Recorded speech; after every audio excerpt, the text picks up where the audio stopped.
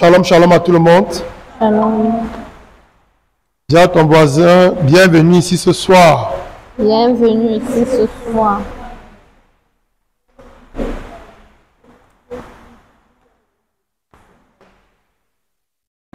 Est-ce que tu peux dire merci au Seigneur parce qu'il t'a permis de braver la pluie? Merci Seigneur de nous avoir permis de braver la pluie. Dis à ton voisin qu'il va être béni ce soir. Tu seras béni ce soir. Demande-lui s'il est prêt pour le combat. Je suis prêt pour le combat. Aujourd'hui, on va aborder une thématique particulière. Nous continuons le combat spirituel.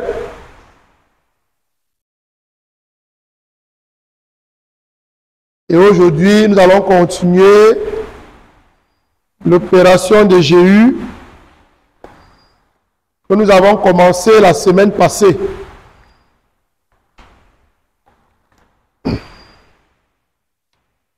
C'est quoi l'opération de Jéhu? Beaucoup d'entre vous se posent la question. C'est l'opération que le Seigneur avait ordonnée au prophète, à Jéhu qui était un haut gradé de l'armée de Akab, d'en finir avec la maison d'Akab. C'est par Jéhu que le Seigneur a fait justice à tout ce que Akab avait oppressé. C'est Jéhu qui est l'auteur de l'assassinat de la reine Jézabel, qui avait fait tant de mal au peuple d'Israël.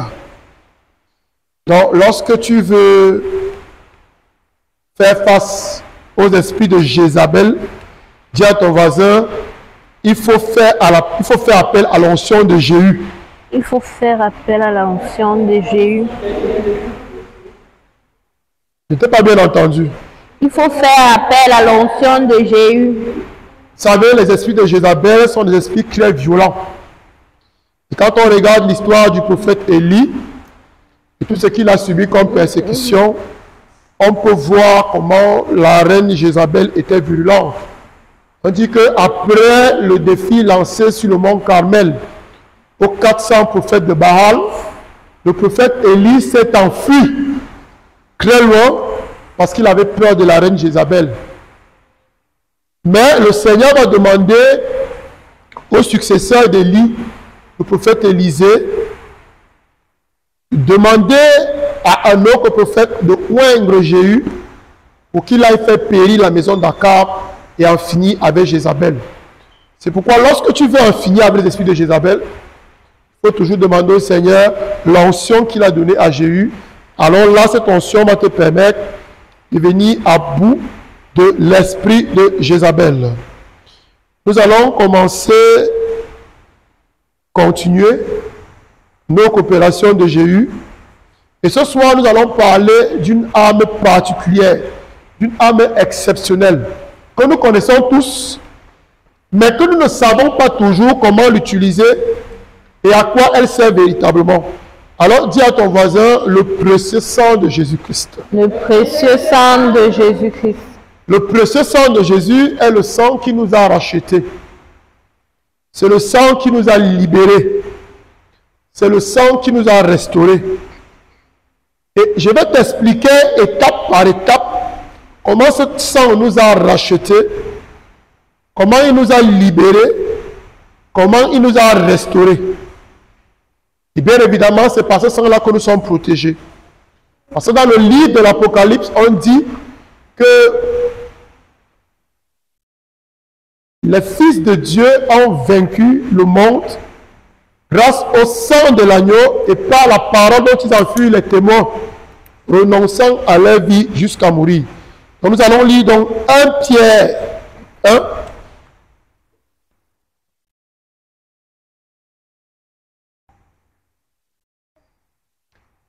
Pierre 1, à partir du verset 18. Sachez que ce n'est pas rien de corruptible, argent ou or, que vous avez été affranchis, ce n'est par rien de corruptible que vous avez été affranchis, ni par de l'argent, ni par l'or. de la vaine conduite héritée de vos pères. On dit que vous avez échappé de quoi? Vous avez été affranchis de la vaine conduite de vos pères. Qu'est-ce que ça signifie? Cela signifie que la mauvaise manière de vivre que tes ancêtres ont eu à adopter, Dieu t'a racheté de ça. Si tes ancêtres avaient pour habitude de pratiquer l'idolâtrie, Dieu t'a racheté de ça. S'ils avaient l'habitude de pratiquer la sorcellerie, Dieu t'a racheté de ça. S'ils avaient l'habitude des meurtres, des viols, de la violence, en bref, tout ce que tes ancêtres ont eu à faire de mauvais, la parole de Dieu te dit que le précieux sang de Jésus t'a racheté de ça. Le précieux sang de Jésus t'a affranchi de tout cela. Amen. Amen. Souvenons-nous de ce qui se passait lors de la traite négrière. Lorsqu'on disait qu'un esclave était affranchi, cela voudrait dire quoi? Qu'il ne devait plus rien à son maître, n'est-ce pas? Qu'il était libre de toute réclamation. Donc il pouvait vivre sa vie librement et il ne devait plus rien à son maître. Son maître n'avait plus rien à lui réclamer. Et parfois, pour affranchir un esclave, quelqu'un d'autre venait et il rachetait l'esclave et libérait l'esclave. Le maître de l'esclave pouvait dire, mon esclave coûte tel montant. Si tu veux l'affranchir, paye-moi tel montant. Alors là, le bienfaiteur, je vais dire ça ici, payait la rançon et l'esclave était libre. Mais Saint Pierre nous dit que ce n'est pas par de l'argent, ni par de l'or. Nous avons été affranchis de la vaine conduite de nos ancêtres. Et la suite dit, mais par un sang précieux, comme d'un agneau sans reproche et sans tache. Mais nous avons été rachetés par un sang précieux. Dis à ton voisin, le sang précieux de Jésus. Le sang précieux de Jésus-Christ. C'est par lui que nous avons été rachetés de la vaine conduite de nos ancêtres. Ça veut dire quoi? Ça veut dire que parce que tu as été racheté par Jésus, qui t'a racheté à ton ancien maître, ton nouveau maître c'est qui désormais? Jésus. C'est Jésus. Et c'est pour cela qu'on dit que je vis ou que je meurs, je vis pour qui? Pour Christ. Tu vis pour le Christ. C'est pour cela qu'on te dit que ton corps ne t'appartient pas. Ta vie ne t'appartient pas. Pourquoi? Parce que Jésus t'a racheté. Amen. Amen. Il a payé ta rançon au prix de son sang. Donc, aucun homme ne doit donc penser qu'il peut faire de sa vie ce qu'il veut. Tout simplement parce que Jésus l'a racheté et il appartient déjà à Jésus. Et c'est pourquoi l'Écriture va encore dire que notre vie appartient au Christ. Notre vie est cachée dans le Christ. Amen. Amen. Continue la lecture. Le Christ, discerné avant la fondation du monde, est manifesté dans les derniers temps à cause de vous. Il a été discerné avant la fondation du monde. Amen. Amen. Et la fondation du monde commence quand? Tu as ton voisin, Genèse 1, 21. Genèse 1, 21. Quand tu dis Genèse 1, 21, au commencement, Dieu créa le ciel et la terre. C'est le 4e jour. Le premier jour. Le premier jour. Et l'homme est créé au 4e jour. Au 6e jour. Donc avant que toi et moi ne soyons créés, avant que Dieu ne crée le ciel et la terre, avant que la création ne commence, Dieu avait déjà discerné par qui? Ses enfants qu'il va appeler à l'existence. Les enfants qu'il va engendrer dans le Christ pour être sauvés quand ils vont se détourner de lui, Jésus-Christ. Dieu avait déjà prévu le plan du salut. Dieu avait prévu que si l'homme se détourne de lui, voilà le moyen qu'il va utiliser pour les racheter. On dit bien avant la fondation du monde. Donc, ce n'est pas parce que nous nous sommes détournés de Dieu, Dieu est resté comme ça, se met à méditer, et il a dit que non, Jésus va. Non, bien avant. Dis à ton voisin, Dieu avait tout prévu. Dieu avait tout prévu. Rien n'est caché. Rien sur le n'est regard de caché. Dieu. Rien n'est caché. Dieu est au courant de tout. Il est celui qui connaît la fin avant le commencement. Avant que les choses n'arrivent, Dieu connaît déjà la fin. Et il a déjà anticipé. Il sait que Nathalie va prendre telle voie.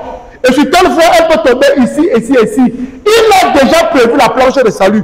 Il a déjà prévu le moyen par lequel Nathalie va revenir à lui. Rien ne surprend Dieu. Amen. Amen. Jésus nous a rachetés. Mais est-ce que nous sommes conscients de ce qui s'est passé à la croix du Golgotha? Très peu de gens en sont conscients. Mais dis à ton voisin, tout a été accompli à Golgotha. Tout a été accompli à Golgotha. Et Dieu, lorsque Dieu a créé l'homme, Dieu avait pour l'homme un plan d'amour. Et c'est pour cela qu'il dit par la bouche du prophète Jérémie, j'ai pour toi des projets de bonheur et non de malheur. Un avenir et une espérance. Dis à ton voisin, Dieu a pour toi des projets de bonheur et non de malheur. Dieu a pour toi des projets de bonheur et non de malheur. Il a pour toi un avenir et une espérance. Il a pour toi un avenir et une espérance. Et c'est pour cela qu'il dit par la bouche du prophète Isaïe, au chapitre 42, verset 21. Yahvé a voulu, à cause de sa justice, rendre la loi grande et magnifique. Dis à ton voisin, la loi de l'esprit. La loi de l'esprit. Tu dis que la loi de l'esprit, elle est liberté. La loi de l'esprit est liberté. La loi de l'esprit ne pèse pas. Elle ne pèse La pas. loi de l'esprit ne t'oppresse pas. La loi de l'esprit ne t'écrase pas. Dis à ton voisin, avant la chute. Avant la chute. Vous savez, avant que l'homme ne déclare son indépendance en Adam, lorsqu'il a dit qu'il ne voulait plus se laisser conduire par Dieu, mais qu'il voulait décider les choses de lui-même, l'homme avait à lui l'Esprit de Dieu. Amen. Amen. On dit qu'il vivait à Éden. Tout était bien. Tout était paisible. Mais un jour, quelqu'un est venu, il a trompé l'homme. Et il lui a dit, si tu désobéis à Dieu, je le dis ainsi pour que tu comprennes mieux, si tu désobéis à Dieu et que tu m'écoutes, dis à ton voisin, tu seras comme un Dieu. Tu seras comme un Dieu, Connaissant le bien et le mal. connaissant le bien et le mal. Mais dis à ton voisin, c'était du mensonge. C'était du mensonge. Parce que quand Dieu a créé l'homme, l'homme savait déjà ce qui était bien, ce qui était mal. L'homme était comme un Dieu, puisque tout ce que Dieu a créé, il a mis ça sur l'homme. Qui a donné le nom aux animaux? C'est l'homme. C'est Adam. On a dit c'est l'homme. Dieu a tout mis sous ses pieds. Maintenant, quelqu'un d'autre vient te dit que si tu désobéis, tu seras comme un Dieu. Quelle qualité de Dieu encore? Alors que tout est à tes pieds. Et l'homme désobéit à Dieu et disant, je ne veux plus désormais être dirigé par Dieu, mais je vais décider les choses de moi-même. Je vais être moi-même capable de décider ce qui est bien, ce qui est mal. Dieu a dit, ok, comme je t'ai donné le pouvoir de dominer, parce que la parole de Dieu nous dit, lorsque Dieu dit, faisons l'homme en notre image, pour qu'il domine, Dieu a donné le règne sur la terre à l'homme. Amen. Amen. Est-ce que vous avez dit ce qui se passe? On dit, Dieu est le souverain du ciel et de la terre. C'est lui qui règne. Mais il décide que une partie de son règne, il donne à l'homme. Amen. Amen. Je vais t'éclairer sur quelque chose. Avant l'incarnation et la glorification du Fils unique engendré, Dieu ne régnait que sur le ciel. Amen. Amen. Dis ça à ton voisin, Dieu ne régnait que sur le ciel. Dieu ne régnait que sur le ciel. C'est bizarre, n'est-ce pas? Parce que Dieu est tout puissant, non? Le monde entier, toute la création appartient à Dieu, nous sommes d'accord. Mais la Bible nous dit que Dieu a donné la terre au Fils des hommes. Amen. Il dit, à partir de maintenant, moi je ne règne que sur les cieux, et toi tu règnes sur la terre. Amen. Et chaque fois que Dieu voulait intervenir sur la terre, il avait toujours besoin de l'homme. Amen. Amen. Dis à ton voisin, c'est pour cela que tu dois prier. C'est pour cela que tu dois prier. La prière n'est pas seulement le moyen par lequel on vient demander les choses à Dieu. Non.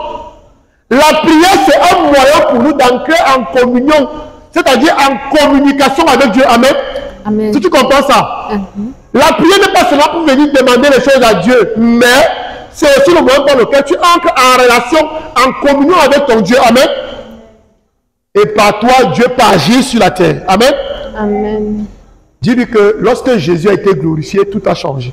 Lorsque Jésus a été glorifié, tout a changé. Avant la glorification de Jésus, Dieu régnait sur le royaume des cieux.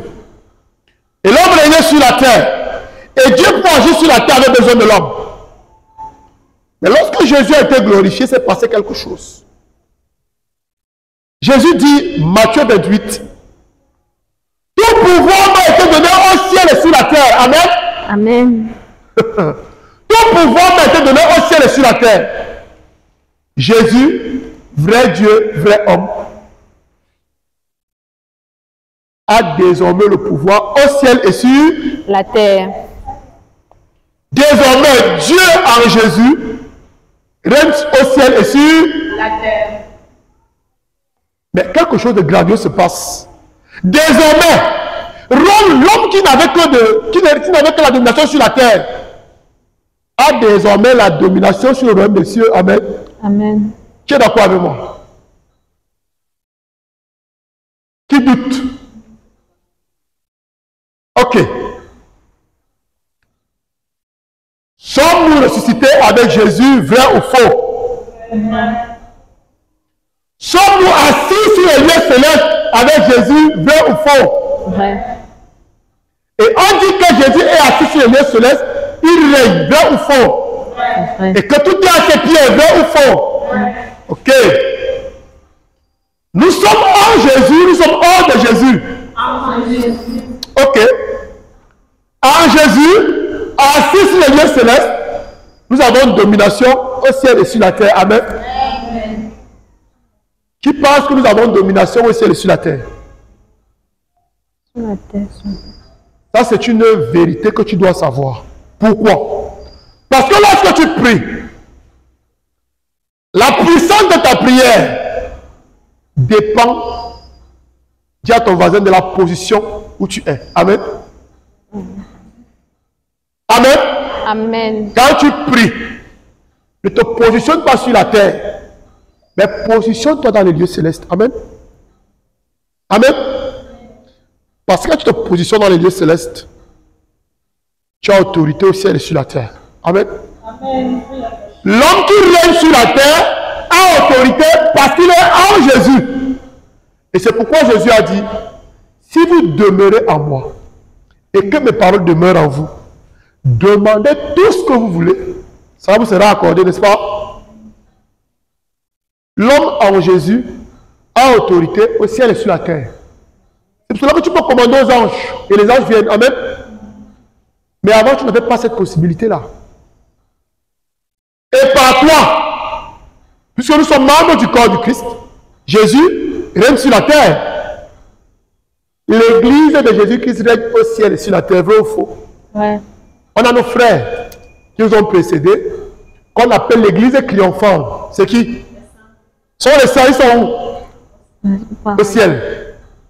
Et nous, nous sommes l'église militante.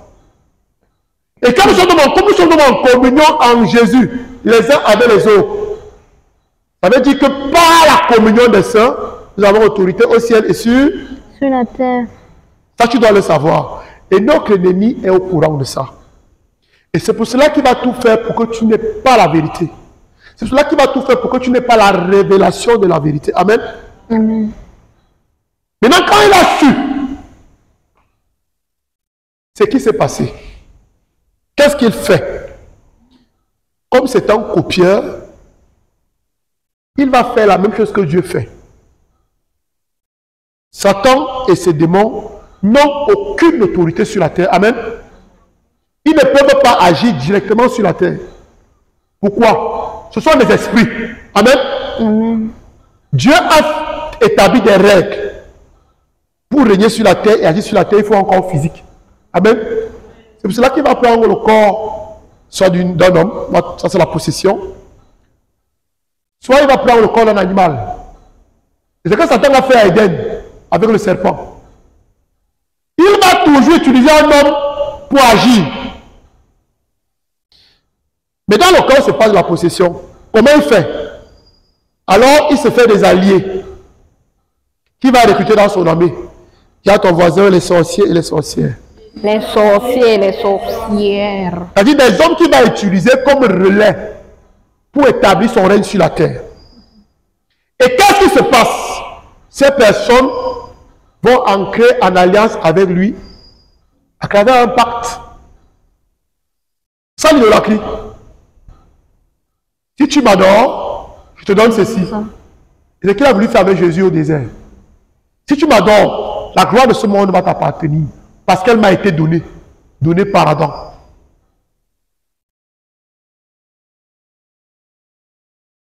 Ce n'est pas la sorcellerie, pas les œuvres de la sorcellerie que Satan a eu accès aux vies des hommes. Amen. Amen. Et quand les sorciers entrent dans la vie d'une personne, qu'est-ce qu'ils font?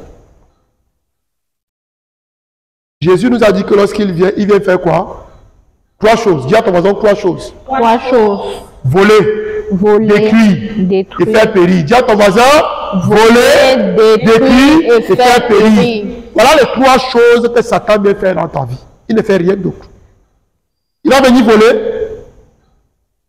il va venir détruire et il va te faire périr. C'est la finalité. Et c'est pourquoi dans Isaïe chapitre 42, verset 22, on dit, Yahvé a voulu à cause de sa justice rendre la loi grande et magnifique. Et voici un peuple pillé et dépouillé. Dis à ton voisin, un peuple pillé et dépouillé. Un peuple pillé et dépouillé. On les a tous enfermés dans des basses fosses. Dis à ton voisin, enfermés dans des basses fosses. Enfermés dans des basses fosses. On les a tous emprisonnés dans des cachots. Dis à ton voisin, emprisonnés dans des cachots. Emprisonnés dans des cachots. On les a mis au pillage. Dis à ton voisin, on les a mis au pillage. On les a mis au pillage.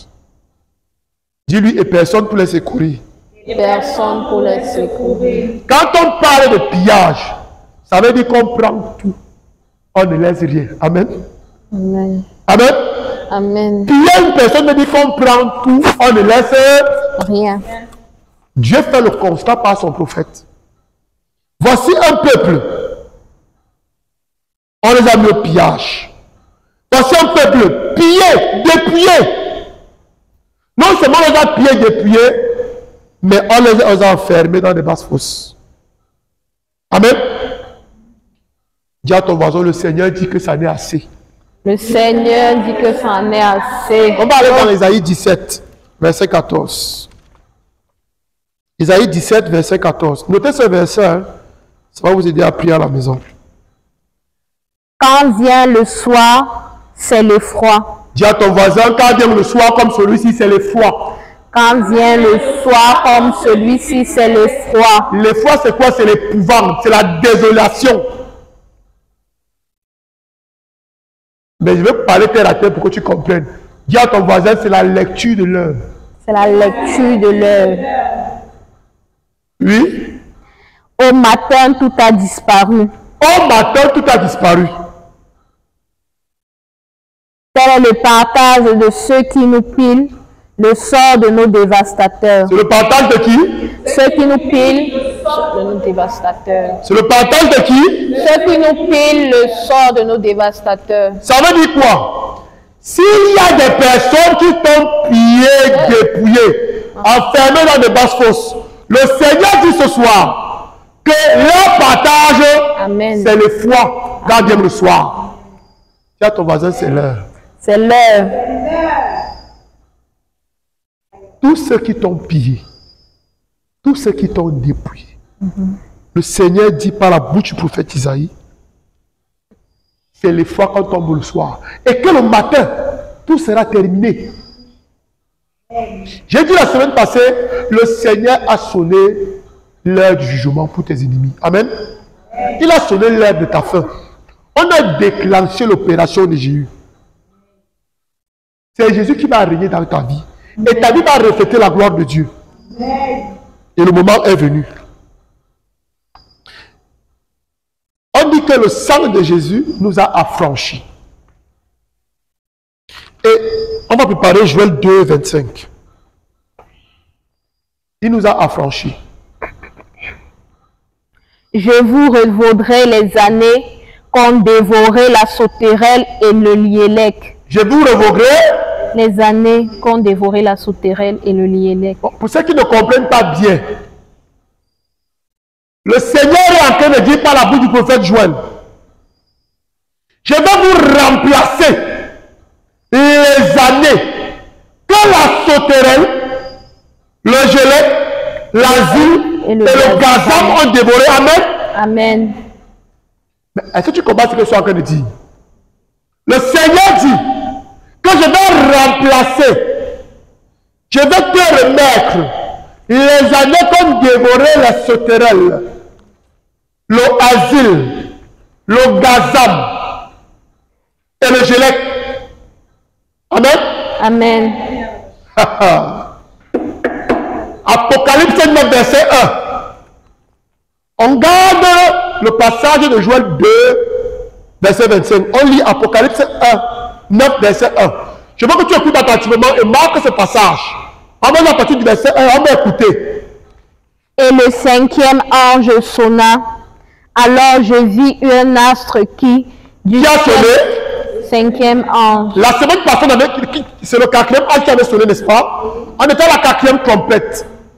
Ce samedi, on sera à la cinquième complète. Et on dit que le cinquième ange a sonné la cinquième complète dans ta vie. Et qu'est-ce qui se passe? Alors je vis un astre qui du ciel avec chute sur la terre. On lui remit la clef du puits de l'abîme. On lui a remis quoi? La clé du puits de l'abîme. Oui. Il ouvrit le puits de l'abîme et il en monta une fumée comme celle d'une immense fournaise. Il monte de la fumée. Il ouvre la clé de l'abîme. L'abîme, c'est le lieu où se trouvent les anges déchus en attendant le jugement. Amen. Amen. Le soleil et l'atmosphère en furent obscurcis. Et de cette fumée, des sauterelles se répandirent sur la terre. De cette fumée, qu'est-ce qui est sorti? Des sauterelles se répandirent sur la terre. Oui. On leur donna un pouvoir pareil à celui des scorpions de la terre. On leur dit d'épargner les prairies, toute verdure et tout arbre, et de s'en prendre seulement aux hommes qu'ils ne portèrent pas sur le front le sceau de Dieu. Amen. Amen. On dit qu'on ouvre un ange a ouvert l'abîme. Et une fumée est montée. Cette fumée était accompagnée des sauterelles. Dis à ton voisin, il y a des sauterelles particulières. Il y a des sauterelles particulières. Ces sauterelles ont la capacité de dévorer et de dévaster tout ce qui est autour d'eux. On dit que, pour ceux qui connaissent un peu les sauterelles, ils se nourrissent de quoi? Des plantes vertes.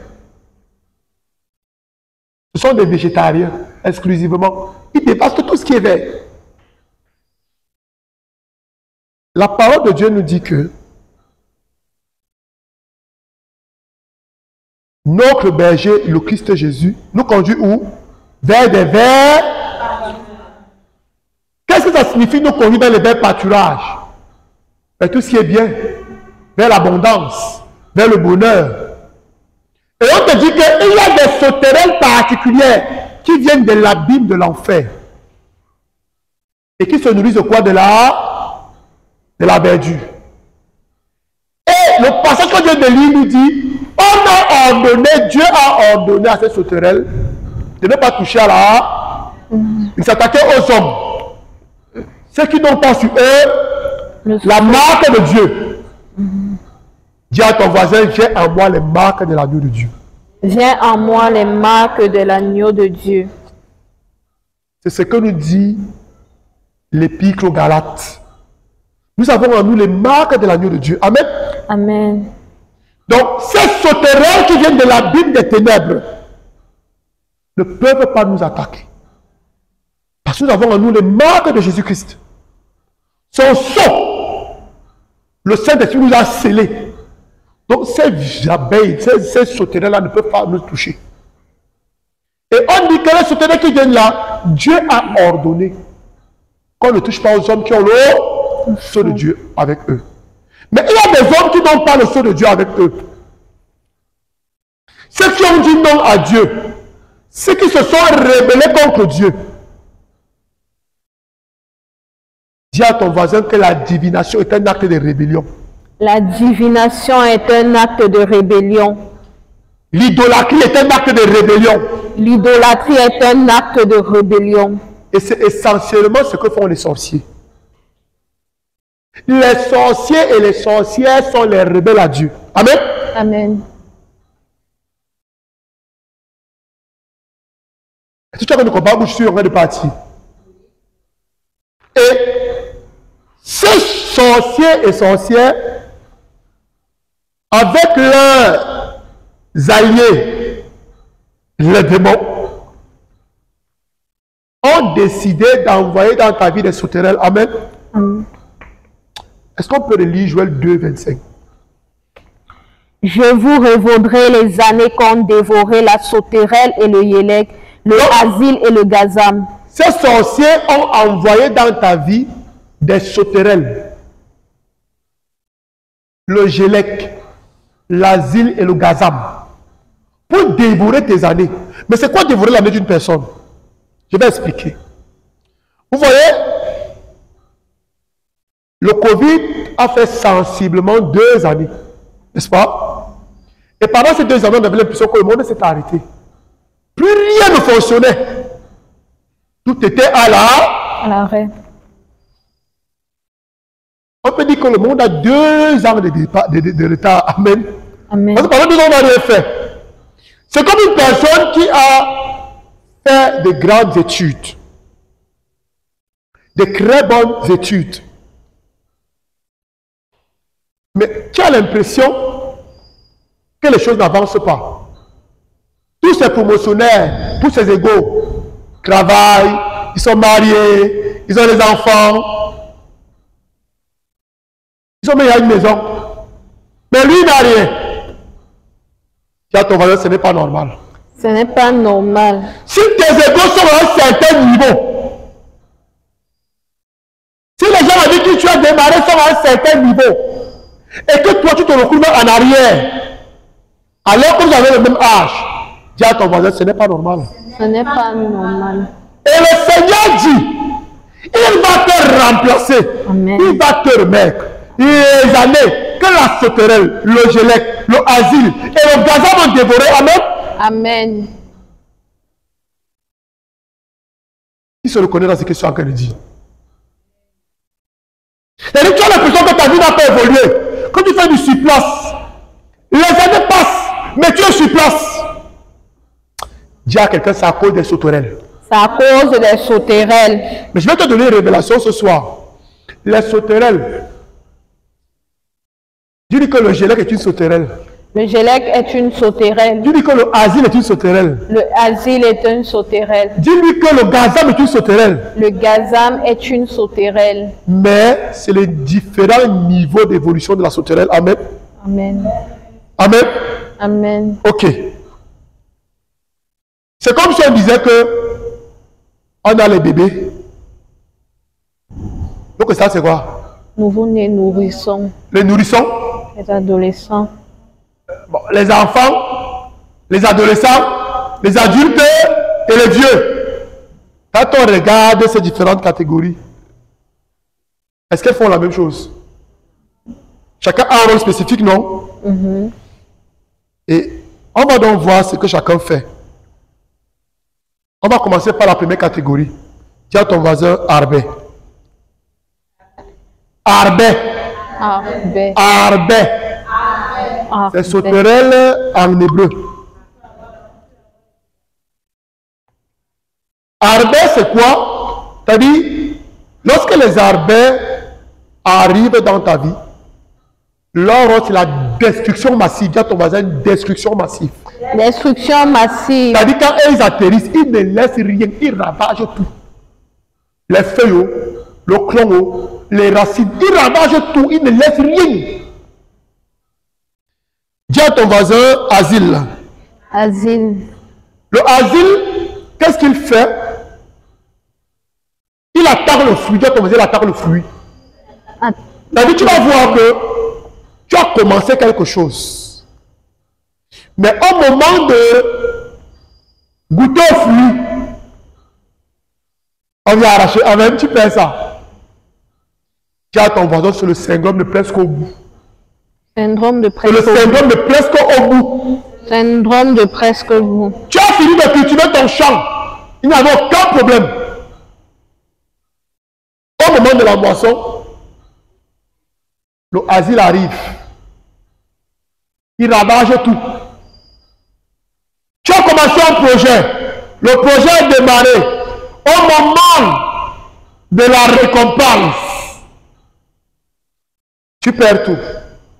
Tu as commencé une relation avec une personne. Tout était bien. Vous avez même des projets de mariage. Mais au moment de concrétiser ce projet de mariage, quand il veut venir toquer, il disparaît. Donc même on te laisse même, il toque, il doute. Oui, pas. Avant le mariage, Il disparaît. il disparaît. Il y a ton voisin sur le travail du asile. C'est le travail du asile. Maintenant, il y a le gazam. Que fait le gazam? Le gazam, c'est un type de sauterelle. Lui, il s'attaque au commencement. Amen. C'est-à-dire, il dit à ton voisin, il tue le projet dans l'œuf. Il tue le projet dans l'œuf. Allez, il ne te laisse même pas commencer. Dès que tu as une idée, on tue dans l'œuf. Tu n'as pas encore l'homme. C'est même peut-être l'homme de ta vie. Après, tu l'as rencontré. C'est-à-dire, on t'appelle de le rencontrer. Ça, c'est quand même le premier jour là. Une femme est enceinte. À peine tu as conçu. La semaine qui suit là, fausse couche. Donc même, on t'empêche même de tomber enceinte. On vient d'abord, on racle ton utérus. On finit de dévorer tout tes chrome.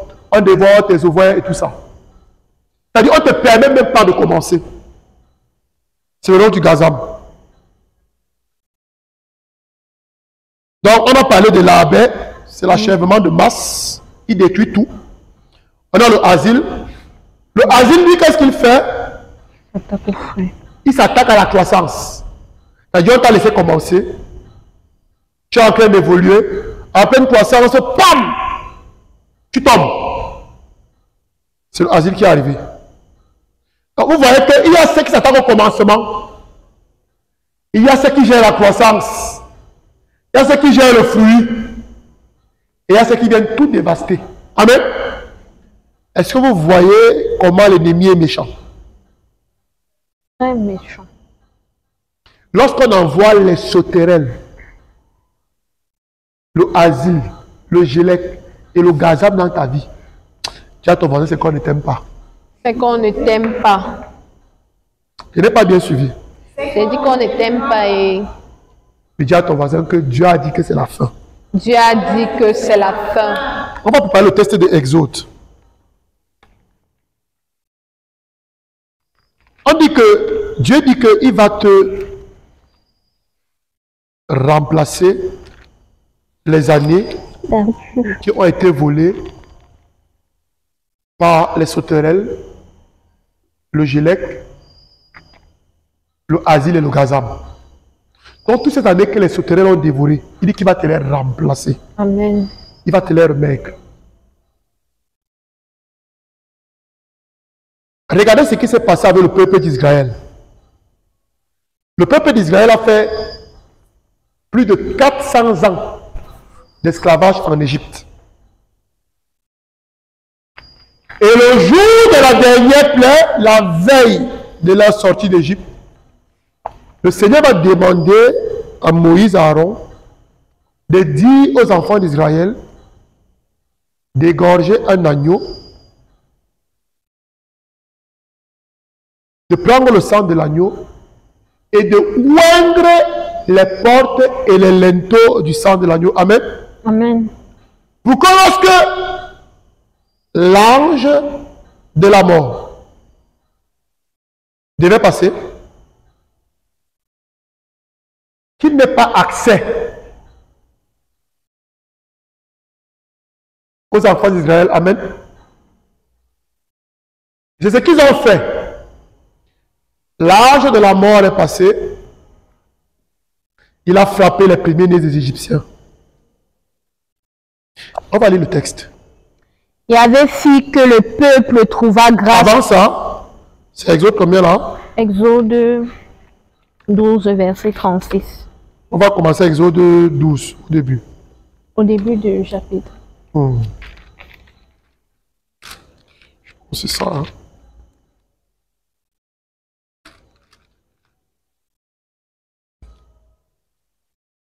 Donc on commence 29. Au milieu de la nuit, Yahvé frappa tous les premiers-nés dans le pays d'Égypte, aussi bien le premier-né du Pharaon, qui devait s'asseoir sur son trône, que le premier-né du captif dans la prison et tous les premiers-nés du bétail. Pharaon se leva pendant la nuit, ainsi que tous ses serviteurs et tous les Égyptiens, et ce fut en Égypte une grande clameur, car il n'y avait pas de maison où il y eut un mort. Amen. Amen. Dis à ton voisin, ce sera la grande clameur dans le camp des Égyptiens de ma vie. Ce sera la grande clameur dans le camp des Égyptiens de ma vie. Continue. Pharaon appela Moïse et Aaron pendant la nuit et leur dit: Levez-vous et sortez du milieu de mon peuple, vous et les Israélites, et allez servir Yahvé comme vous l'avez demandé. Prenez aussi votre petit et votre gros bétail comme vous l'avez demandé. Partez et bénissez-moi, moi aussi. Amen. Amen. Dis à ton voisin que tes ennemis vont te demander de leur bénir. Tes ennemis vont te demander de leur bénir. Les Égyptiens pressèrent le peuple en se hâtant de le faire partir du pays, car, disaient-ils, nous allons tous mourir. Le peuple emporta sa patte avant qu'elle n'eût levé, ses huches serrées dans les manteaux sur les épaules. On dit qu'il y a eu la clameur dans le camp des Égyptiens. C'était à quelle heure? C'était la nuit, n'est-ce pas? Oui. Est-ce qu'on peut relire? Tu bloques ça et on va relire Isaïe 17, 14. Le Seigneur dit, quand le soir venu, ce sera l'effroi, l'épouvante dans le camp de tous tes dévastateurs et de tous tes pilleurs. Amen. Amen. C'est là ça leur partage. On dit que lorsque le sang a coulé, il a protégé les enfants de Dieu. Mais il a encore fait quelque chose de particulier. Dis à ton voisin, il les a libérés. Il les a libérés. La suite, verset 45. Les Israélites firent ce qu'avait dit Moïse et demandèrent aux Égyptiens des objets d'argent. Ils ont demandé aux Égyptiens des objets d'argent. des objets d'argent. Des objets d'or. Des objets d'or. Et des vêtements. Et des vêtements. Yahvé fit que le peuple trouva grâce aux yeux des Égyptiens. Le peuple a trouvé grâce aux yeux des Égyptiens. Qu'ils les leur prêtèrent. Ils dépouillèrent ainsi les Égyptiens. Dis la dernière phrase. Ils dépouillèrent ainsi les Égyptiens. Est-ce que tu peux répéter après moi? Ils dépouillèrent ainsi les Égyptiens. Ils dépouillèrent ainsi les Égyptiens. Ils dépouillèrent ainsi les Égyptiens. Ils dépouillèrent ainsi les Égyptiens. Pendant plus de 400 ans, Pharaon et les Égyptiens ont passé le temps à dépouiller et à piller les enfants d'Israël. Les enfants d'Israël travaillaient, mais c'est Pharaon et les Égyptiens qui prospéraient. Amen. Amen. Mais lorsque le sang a coulé, le sang les a libérés. Et le sang a fait quoi? Il a rappelé les années. Tout ce qu'on leur avait volé, tout ce qu'ils avaient perdu pendant plus de 400 ans. Tu as ton voisin, en une nuit, ils ont tout récupéré. En une nuit, ils ont tout récupéré. On dit qu'ils ont dépouillé les Égyptiens. Quand on dit dépouillé, c'est que rien n'est resté. Donc, ans de dévastation, 400 ans de pillage, en une nuit, lorsque le sang de l'agneau a coulé, tout a été restauré. Amen. Amen. Là, ton voisin, c'est l'heure. C'est l'heure. Tout ce que les sauterelles, le gélec, le asile et le gazam ont dévasté dans ta vie, le Seigneur dit que par le sang de son Fils, qui t'a racheté de la vaine conduite de tes ancêtres, toutes ces années vont être rappelées. Amen. Amen. Et lorsque le sang a coulé, on dit que les fois s'est abattu sur le camp des Égyptiens. Amen. Amen. Est-ce que tu peux te lever? À ton voisin, tu vas combattre. Tu vas combattre. Je dis que tu vas combattre. Tu vas combattre. Commence à parler au Saint-Esprit. Saint-Esprit, merci pour tes grâces, merci.